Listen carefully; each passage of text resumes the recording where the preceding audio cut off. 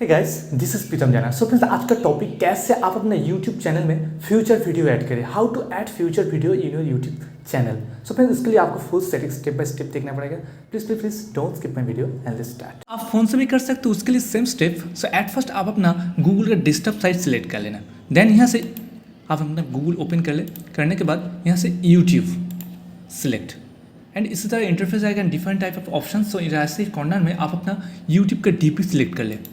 Select करने के बाद डिफरेंट टाइप ऑफ ऑप्शंस, तो यहाँ से आपको मिल जाएगा यूट्यूब स्टूडियो। सिलेक्ट करने के बाद जस्ट लोडिंग एंड इस तरह इंटरफेस आएगा। सो यहाँ से लेफ्ट साइड में आपको स्क्रॉल डाउन करना पड़ेगा। करने के बाद last second option customization select and then channel customization option के अंदर future video for returning subscribers, इस ऑप्शन को आप जस्ट ऐड कर लेना। करने के बाद इसी तरह डिफरेंट टाइप वीडियो, आप जिस वीडियो के फ्यूचर वीडियो बनाना चाहते हो उस वीडियो सेलेक्ट कर लेना।